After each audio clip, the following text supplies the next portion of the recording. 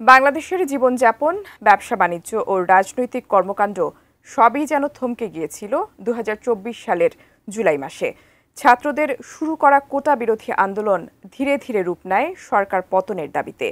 আর এই দাবি বাস্তবায়ন করতে যুদ্ধ করতে হয় তৎকালীন সরকারের পুলিশ বাহিনীর বিরুদ্ধে, যেখানে নিহতের পাশাপাশি আহত হয় শত শত শিক্ষার্থী, যাদের কেউ হারিয়েছেন হাত, কেউ পা, আবার কেউ দৃষ্টিশক্তি।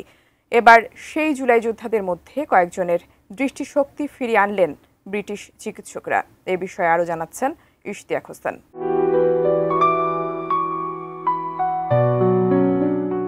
গ্রীষ্মের এক গুমট দুপুর, বাংলাদেশের কোনো এক হাসপাতালে অপারেশন থিয়েটারে নিঃশব্দে চলছে অস্ত্রোপচার। ধীরে ধীরে আলো ফিরে আসে এক তরুণের চোখে। তার নাম রোহান। ২০২৪ সালের বৈষম্য বিরোধী ছাত্র আন্দোলনে দুই চোখেই গুলি লেগেছিল রোহানের।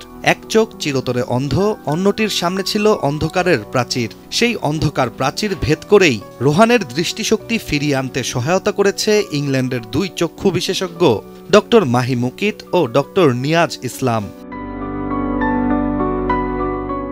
২০২৪ সালের জুলাইয়ে বাংলাদেশের ইতিহাসে এক অস্থির অধ্যায় রচনা করেছিল বৈষম্য বিরোধী ছাত্র আন্দোলন। ক্ষমতাসীন শেখ হাসিনা সরকারের বিরুদ্ধে রাজপথে নামে হাজারো শিক্ষার্থী। নিরাপত্তা বাহিনীর গুলিতে আহত হয় শত শত তরুণ তরুণী। বিশেষ করে চোখে গুলির আঘাতে অন্ধত্ব বরণ করেন অনেকে। আন্দোলন দমন করতে গিয়ে যেন এক প্রজন্মের দৃষ্টি কেড়ে নেওয়া হয়েছিল তখন। সঠিক প্যাড আর সঠিক তথ্য দিয়ে এসব সামলে নিব এক হয়ে মোনালিসা স্যানিটারি ন্যাপকিন। আর সেই মর্মান্তিক ঘটনার পর অন্ধকার বরণ করা তরুণ তরুণীদের জন্য আলো হয়ে এলেন ইংল্যান্ডের মুরফিল্ডস আই হসপিটালের দুই চক্ষু বিশেষজ্ঞ।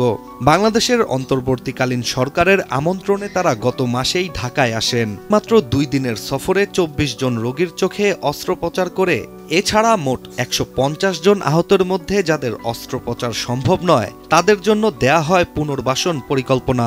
এসব তথ্য উঠে এসেছে আন্তর্জাতিক গণমাধ্যম বিবিসির একটি প্রতিবেদনে। বিবিসির প্রতিবেদনে ডক্টর মাহি মুকিত জানান, তারা প্রতিনিয়ত চোখ নিয়ে কাজ করলেও বাংলাদেশে এই আহতের চিকিৎসা করার অভিজ্ঞতা ছিল সম্পূর্ণ ভিন্ন।